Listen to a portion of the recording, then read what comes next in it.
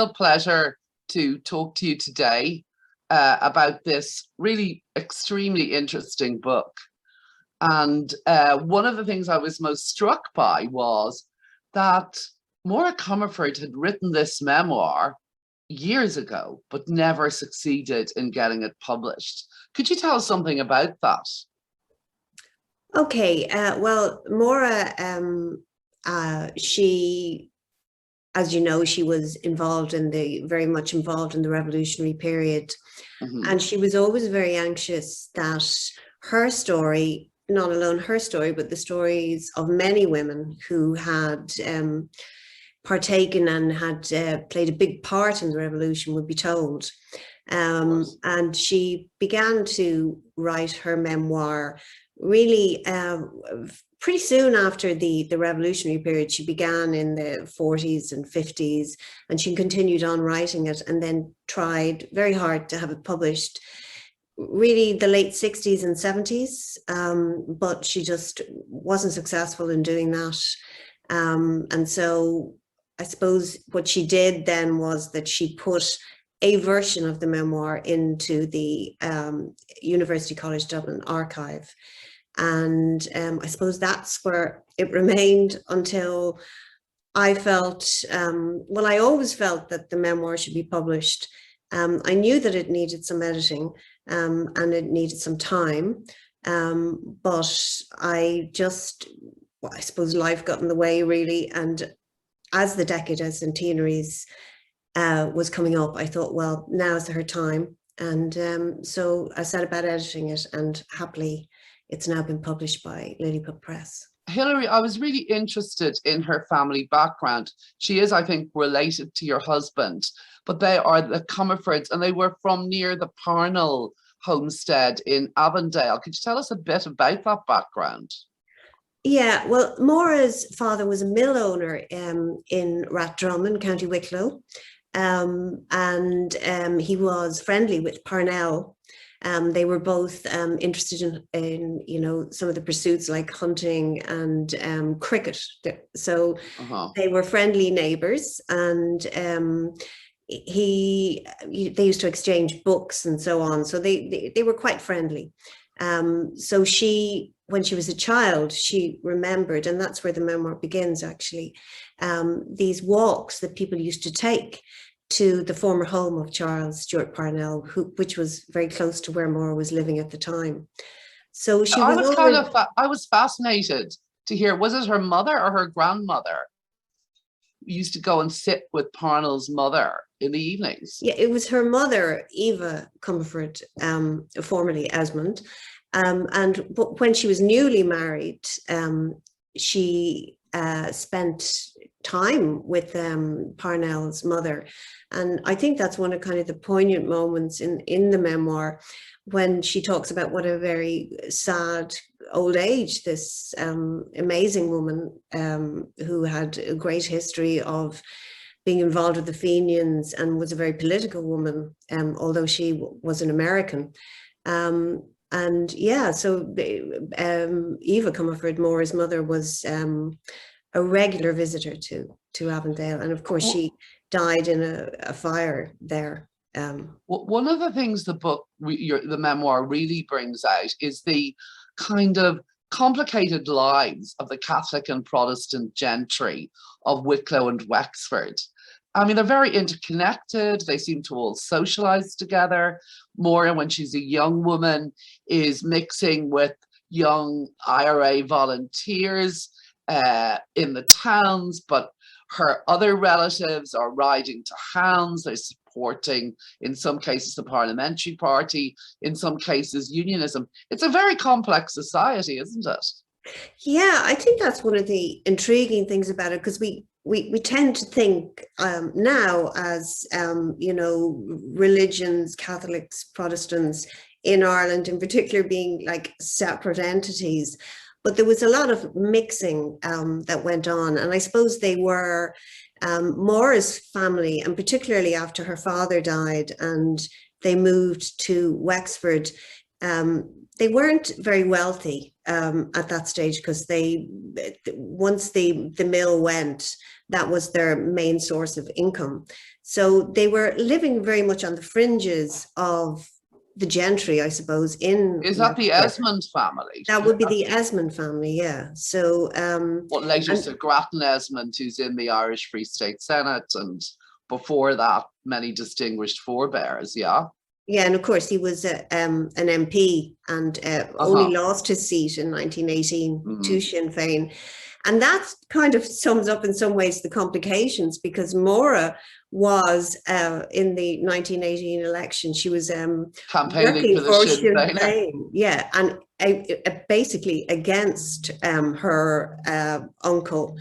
So Máire campaigned for Sinn Féin in the 1918 elections, and that's when her uncle was standing for the parliamentary party. Yeah, and he lost his seat. And I think there was always a lot of difficulty in the family after that point in particular. But Máire Comerford's own mother was quite a remarkable entity, wasn't she? And she seemed to always support Máire. Yeah, Eva, I think Eva comes across as a very interesting character in the memoir. Yeah, she was extremely supportive to Máire, and she was a Republican. And, you know, she also worked not just, you know, supporting Máire, but she was also an active member of Cumann na mBan herself. And not in the sense that Máire was, but just she was involved a lot with the Cumann na mBan organisation in Wexford. And even throughout Máire's hunger strikes and all the difficulties that emerged, Eva was always there behind her and always fully supportive. So Máire was sent to quite expensive convent schools in Athlone, in parts of England, to secretarial colleges in London. So, I mean, they were kind of gentry with not that much money, but on occasion they had money. Yeah, well, you see, it's a bit like the gentry. They always seem to have money for horses and hunting. And even Máire, when she was at her lowest, she just always had horses, even up to the point where she had a stroke when she was in her 60s, and she still wanted to get back up on her horse. And she always kept horses. So that was very much part of her upbringing, the love of animals, the love of hunting. She was a great horsewoman. Her mother was a fantastic horsewoman as well. So they had this very gentrified life on one level, and yet on the other side, they were really staunch Republicans. So it's a very interesting. They were Molly Keane-like on occasions in domestic frugality, yeah? Oh, domestic frugality was Máire's middle name. And even people who would even talk about her now when she was older, and her home in Sandyford Village became a place where an awful lot of people went to visit her, historians and researchers and Republicans, all kinds of different people, journalists, broadcasters. But quite a lot of them would mention the kind of frugality. So would you get a cup of tea? Oh, you'd get a cup of tea, but you would get a cup of tea. But we have a good friend of ours who was her neighbour at the time, and she remembers bringing you know, cups of tea on, you know, a nice silver tray, and she'd have to traipse through the nettles to bring it up to the garden. So it was. Yeah, it was very frugal, but at the same time, she would have had her horses, and she would have had things that she wanted around her. As a young woman, she was quite typical of her generation in getting into the Gaelic League, then Cumann na mBan, all quite suddenly, really, despite the fact that she would have been broadly sympathetic to an Irish nationalist perspective. It's almost as if she becomes ignited after her trip to London, perhaps. Well, her trip to London is quite fundamental to her politicization, in that she began to, you know, she had, I suppose there was a certain naivety, or I'm not even sure if naivety is the right word, but, you know, because she had this life where she mixed with Catholics and Protestants and was kind of on the fringes of that gentry life, she never really experienced any kind of sectarianism until she went to London.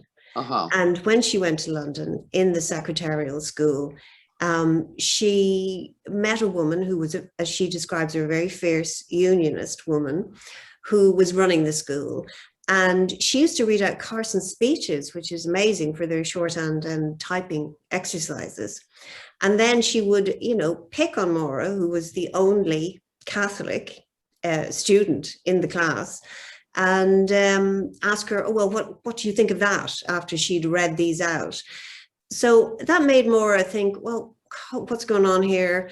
And she began to read, she began to then read Irish history. And she got a lot of history books, and she began to understand a lot more about the position in Ireland. So she was brought into the House of Commons, wasn't she? By yes, she was by her uncle. Yes, the uncle who was defeated in 1918 brought her to a debate on Home Rule. And also, the other thing that was interesting about it, didn't she kind of identify not just with the Parnell women who had been there and looked at the House of Commons before, but also with the cousins of the Childers, with Dulcibella Barton and others of those families, also with London connections and Wicklow and Wexford. Yeah, the Bartons were, as she describes it in the memoir, you know, they were some of the only people who she ended up knowing in the Republican movement who had come from her childhood. And they come into the memoir quite early on. There was Dulcibella and Daisy, who were the two sisters of Robert Barton. She knew them from that period, and they remained very, very important in her life. And in fact, they were the people who actually introduced her to the Childers and to Molly Childers in particular. So she's in Dublin at the time of the 1916 Rising, almost by accident. Yes. Although she has been associating with people who support Sinn Féin and the volunteers. I don't think she had much association up until, I think a lot of her associations began after 1916. Okay. Yeah. But yeah, she was in Dublin by accident visiting an elderly relative. But being Máire, of course, she wanted to be in the center of everything that was going on. So she used to say to her elderly relative that she was heading out to Mass, but instead she'd head into the city centre throughout the period of the Rising. And when she went in, I think the first time that she went in, she was walking around Stephen's Green and met a sentry outside and wanted to go in. To join the fighting. But I suppose, you know, as she says herself, her conscience got the better of her, and as Margaret Ward points out in the introduction, that was to be her one missed opportunity. Oh, when she went back to look after her aged relative as opposed to joining Constance Markievicz in Stephen's Green. That's what she did, yeah. It's quite interesting that by 1917, 1918, she's formed far stronger Republican connections with people like Robert Brennan, the Etchinghams, mostly in Wexford. She comes up to Dublin, she meets Constance Markievicz, who, her grandmother loathes Markievicz, doesn't she? Her grandmother thinks that Markievicz is leading all these young girls into danger. Yeah, I mean, that's kind of like, I think that's where it all begins. The family tensions begin to come to the surface. And I don't, you know, she because Máire was a very gracious person, she managed to maintain those relationships, but they went through very difficult patches. And, you know, she was still very fond of her aunts, who would have been Eva's sisters, right to the end of their lives, and looked after them, actually. But the family tensions really came to the surface at that point. And yes, I think the grandmother, Granny Esmond, was talking about Markievicz bringing young girls to their destruction. So she's a good-looking and charming and clever young woman. And is that I'm quite interested because I'm kind of working on Alice Stopford Green. So Alice Stopford Green and Jack B. Yeats and his wife and Augustine Henry are down staying as paying guests in her family home in Courtstown. And Alice Green invites her to come and live with her in Dublin in 90 St. Stephen's Green and be her secretary. Yeah, I mean, I think that was what, you know, Maura actually had a lot of these kind of lucky meetings. Right. And I think with Alice Stopford Green, it was a particularly lucky meeting for Maura, because I think even intellectually, because she began to do historical research for Alice Stopford Green. I think because she was of a generation where many women, or most women, didn't get any kind of third level education. So I think that was very educational. She gives a brilliant description of Alice Green, bringing her around to the Royal Irish Academy, introducing her to the Irish language scholars there, bringing her to the National Library, telling her what lectures to go and take notes of, you know, showing her how to do primary research. I mean, she kind of gets a crash course in historical analysis within a few months, doesn't she? She does, and I think that's really important in you know, her later career, both as a journalist and also as a historian, I suppose, in some way as well, because she was writing about history, and she was very conscious always about historical research. And I think that stems from that time with Alice Stopford Green. So she was, and she also went to Owen MacNeill's lectures and sat in for Alice Stopford Green. So she kind of got this education without ever, you know, being a student in a third level institution. It's quite interesting. She describes what's sitting in the downstairs front room of 90 Stephen's Green, which is just a couple of doors from where Foreign Affairs is now. And in 1919 into 1920, she's a bird's eye view of everything that's happening in Dublin.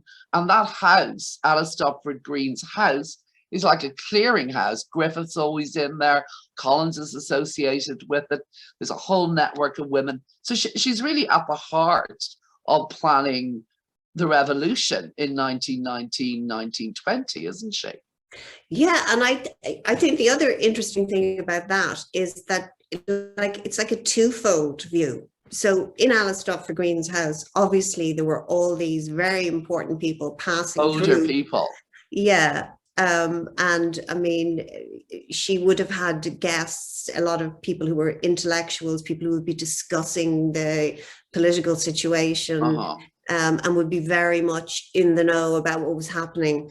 But the documents leading up to the truce are actually signed in her house, aren't they? That's right, yeah, yeah. That's amazing, really. But she also has this then other life, and she talks about that, and I think it's a kind of nice description where she would describe herself as sitting demurely at these, you know, very highbrow dinner parties and just be itching to get away, to see how the revolution was going. She's in her early 20s, yeah? Yeah. Mm-hmm. She's in her early 20s. Yes, well, she would have been in her, well, no, actually her later 20s, yeah. Oh, fair enough. But so herself and Alice Green split on the question of the treaty, basically, don't they? And that's the big kind of wound, not the split between her and Alice Green, but the split between her and a lot of her former comrades. That kind of comes through, doesn't it? Yeah. And like for me, when I was editing this book, I suppose I was, you know, I would have had, you know, reasonably good knowledge of the period and understood about the split. But I think it's such a personal, well, Maura would have considered it a betrayal. I think that when you she considered the signing of the treaty a betrayal. Yes. Yeah. Okay. Yes. But when you look back and you see how they were such a unified group of people, like almost like a big, huge citizens' army, all working together, all working, you know, towards the same ideal. And then to find themselves not only like, you know, disagreeing, but then actually fighting each other and killing each other, I suppose. Really, that's what happened. So that civil war hatred and bitterness is present really in what she writes, isn't it? Yeah, I think the sense of what the Civil War was like emotionally is very strong in the memoir. Isn't it? Yes, yeah. And I mean, she isn't a very doubting person anyway, but she doesn't doubt but that those who have not gone the same way as her have gone the wrong way. I mean, she's no ambivalence really, has she? No, and I think she was not alone there amongst the women coming on. As we all know, there was such a decisive vote against the treaty. And I think it's very interesting even to just read the actual handwritten notes from that meeting, and the sense of that it was so important that there was an ideal. Which meeting is this? The Common on one where they voted. Oh, of course, yeah. I think it's just recently passed the centenary. I think it was the 5th of February, 22. Yeah. And you know, that sense that they were, the women in particular were so, you know, a lot of people say it's because, you know, some of them had male relatives who had died or who had been involved in the struggle. But actually, they seemed to really take seriously the oath that they had taken to the Republic. Yeah. And then, of course, that they're also negatively categorized by those who support the Free State position. If you look at somebody like P.S. O'Hegarty, he's got a kind of blanket condemnation of all of the women, suggesting women should not be involved in politics, because what would you expect but that they would take up an extreme position? Yeah. So, you know, so between dismissing their decision as being based on having dead relatives or assuming that it's unnatural for women to be in politics, the mechanisms of explanation of the fact that most women seem to be anti-treaty are not very good, are they? No, and like I think that has been a real problem in the history of the period. It is, I think, because not only did they decisively vote against the treaty, but then they continued to be involved in the Civil War. And she's quite actively involved, isn't she? Well, Moore is very actively involved, probably even more so than she was in the War of Independence. Yeah, I was quite surprised, actually, by the scale of her activity. Yeah, well, I suppose she would have been one of the few people who would have, you know, got her pension and got the higher. Well, I mean, of course, women didn't get the same level of pension or recognition as the men. But yeah, she was. Well, she was everywhere. You see, I suppose that was what's essentially somewhat unique about her, is that she was all over the country. That's why it's so well worth reading this book. I think people will be quite surprised by what's in it. I mean, it's a very detailed documentary account of her activities, isn't it? Yes. Well, I mean, I think that's what she set out to do. And I think while telling her story, I think she also was very keen that it wouldn't just be her story. And of course, there are so many wonderful characters who are in the memoir alongside her and who she writes about, but also she was very interested in it being a version of history. And, you know, we all know that people talk about different narratives and contested narratives, and she just wanted her narrative to be part of the narrative. I mean, she's not saying it is the definitive narrative. Or Hilary, did she put it in as a Bureau of Military History statement? She did, yeah.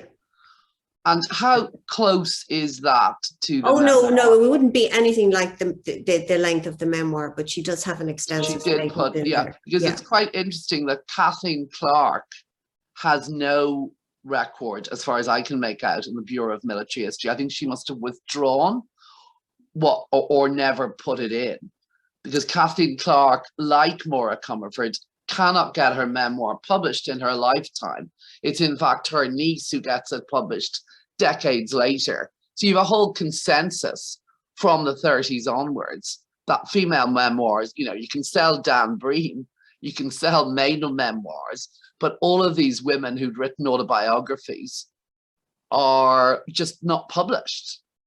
And you know, it's quite interesting that it's taken until the 21st century for Máire Comerford's Thanks to You memoir being published. Yeah, so it's a fascinating. I think there's still resistance to some degree. I mean, I don't know whether you'd agree, Margaret, or not, but I think there's a kind of Máire, I think, puts it very succinctly, because she actually there's a part in the memoir she talks about different organizations paying lip service to women's issues and women's stories, but not really coming through in practice. Yeah, I feel I agree with you, because I've started writing about female autobiography, female political autobiography in 20th century Ireland. And people say there aren't any. Well, actually, there are a lot. You've brought this one to the surface. There's Kathleen Clark. There's a whole lot of others. But also, I think you can argue that the testimonies of the women in the Bureau of Military History are themselves mini autobiographical pieces. So we actually have more autobiography there for women who were active than we thought we had, you know? Yeah, and I think it's, you know, it's very important that those stories don't just be dealt with as women's stories, as some kind of genre within the history, if you know what I mean, that they actually become organically part of the history. And they should, yeah, but they're probably also well worth looking at as women's stories, because it tells quite a lot about how the women's story has been marginalized in the interval. Do you know what I mean? Yeah, no, I found her, you see, I suppose when you are a woman, and you know, you're constantly reading male versions of history, of your history, of your country's history, that it actually is really, it's enlightening, but it's also very pleasurable to read these accounts, because they were such amazing women. And their stories are just amazing as well. So, I mean, I was reading one of her great friends was Elizabeth Bloxham. You know, she talks about her early on, and Elizabeth Bloxham's witness statement is amazing. It's you know, 50, 60, I don't know how many pages long. She's from Sligo. She's in Newton Ards. She's a member of the Church of Ireland. She gives out about them pushing Carsonite lines in the local church.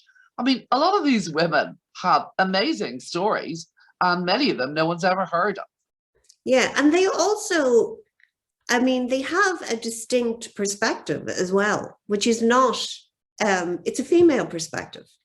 And they don't always emphasize the same things or the same issues as a man might do. And of course, one of the things that I loved about Máire's memoir is her engagement with, like, she has a chapter called Housekeepers, and you know, how the domestic kind of, like, you know, it's kind of bled into the political, and women who were great bakers, and they were putting hacksaws into cakes, you know, so that they could be sent into the prisons. So there's this kind of sense of the domestic sphere, but the domestic sphere being almost like a cover for political activity. And that is just very female, but it also kind of elevates the domestic sphere to something very interesting. At the core, I suppose, of her identity from the 20s onwards is that she's a Republican, that she's anti-treaty, that she will not subscribe to the New Order. And she kind of maintains that position, really, for most of her career. I mean, she remains pretty staunch in terms of her loyalties and allegiances from the 20s, doesn't she? She does. She had, you know, one blip, which is a story that I'm quite interested in, which was the Stephen Hayes story, where, Tell us it. well, Stephen Hayes was, it's a very long, complicated story, so I won't go into too much detail, but he was considered to be a spy. And that was, he was a very prominent member of the IRA and involved in a lot of activity in the 30s and 40s and 50s. And it's a long, protracted story, but anyway, Maura believed that he wasn't, and that he had made a false confession.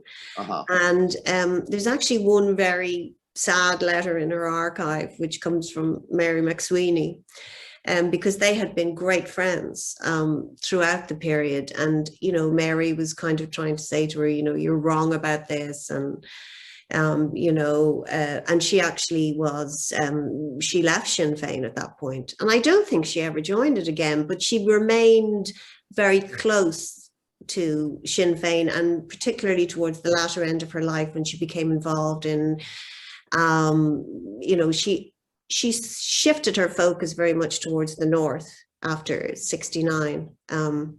And she was very close to a lot of people who would have been very prominent in Sinn Féin at the time. Like, for example, Rita O'Hare was a very constant visitor to her house, and she would have had discussions with Gerry Adams, and in fact, Danny Morrison gave her graveside oration. So she remained a very committed Republican and never believed anything other than that partition was a huge tragedy, and that I suppose it should be reversed at some point. She maintained her Republican anti-treaty position.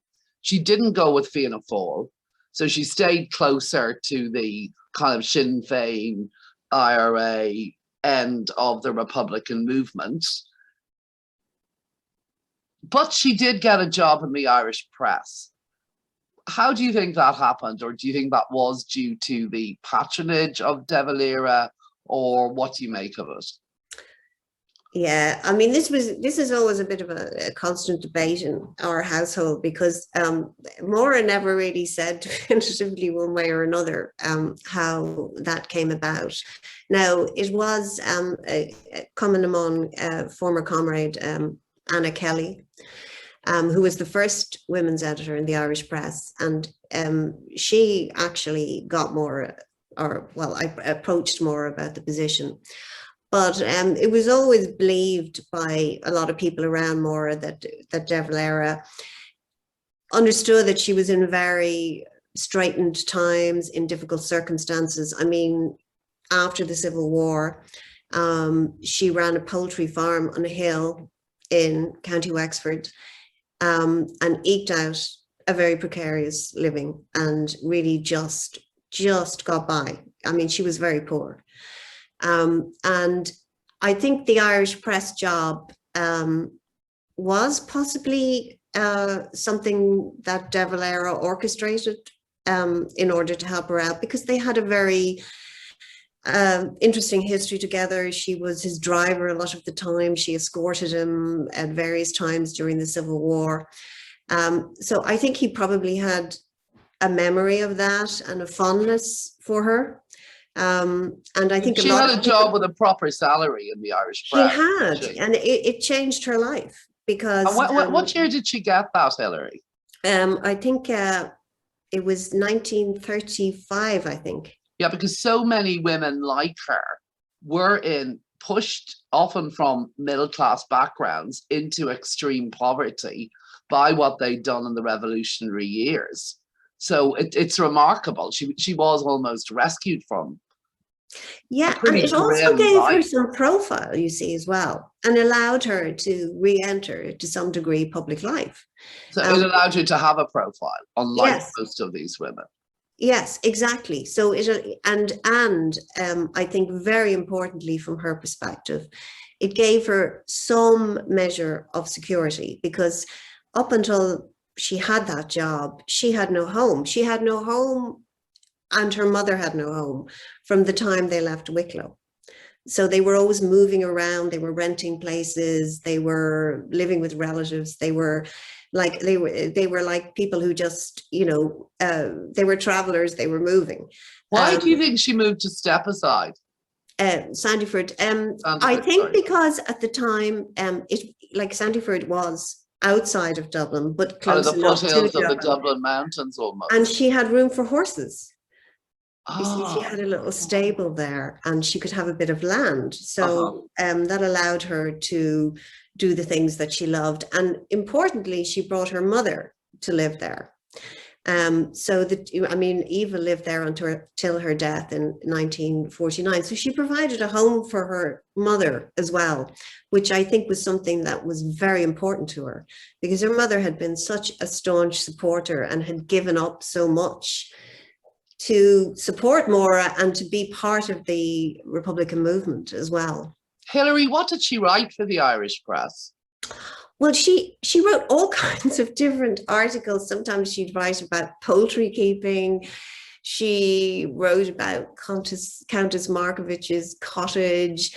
So she kind of churned out the regular everyday articles. And then later on, she wrote a lot about her experiences in the War of Independence and the Civil War. And even when she retired from her job, she still wrote. She became this incredible letter writer to the papers. So she was constantly writing, constantly. Oh, yeah, I remember my father comment. I was aware of her name when I was quite a young kid, because my father would read out letters. She was always writing letters to the papers. Yeah, she was. Yeah, so yeah. And when you read them, she has a lovely writing style. Yeah, she does write well. She writes very well. A colleague of mine, Siofra Aiken, tells me that I'm trying to find her notes here. She's got a book coming out shortly, but in the 70s or the 80s, her memoirs were translated into Irish and published. That's right. Yeah.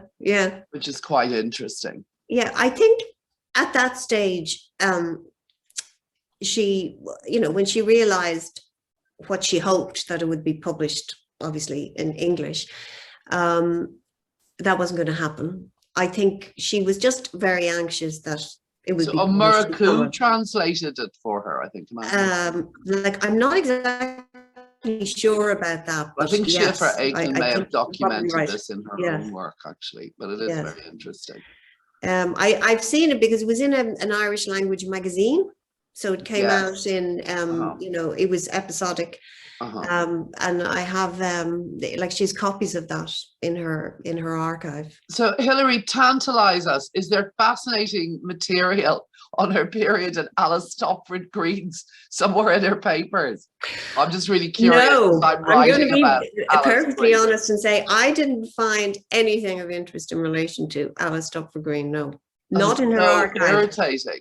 I know, but she didn't. You see, I think at that stage, she was so in the moment, engrossed in the revolution, that she just didn't have the time, or she just didn't have the inclination to do anything but be in the moment. And when she writes about that in her memoir, you just get the sense that she was just everywhere and just involved all the time, and all her thought processes were just completely involved with the cause and the War of Independence, and of course after that the fighting in the Civil War. Well, it's great that she survived long enough to at least preserve her memoirs and her books, and it's wonderful that you've done this edition of them, and I think it's really good timing publishing it now, because since 2016 there's so much more interest in the role of women in the revolution, and also with the Me Too movement there kind of is a fillip for the study of female self-narration in this period. And this is a stunning book, and I hope it sells really well. It's of fantastic interest to a lot of people. I think it's of interest to historians, and it's of interest to the general reader. It's great. Okay, well, hopefully that is the case. And I think that we have a lot to, we should also mention all the women. And I would particularly mention Margaret Ward, whose own book, Unmanageable Revolutionaries, I think it was groundbreaking in that respect. And Máire was very heavily featured in that book. And just all the women historians who have fought to bring these women back into history, and they've had to fight to do it. And, the amount of great research and interest that there is now in these stories. And I just think that's fabulous. And I'm really glad that Máire's memoir is going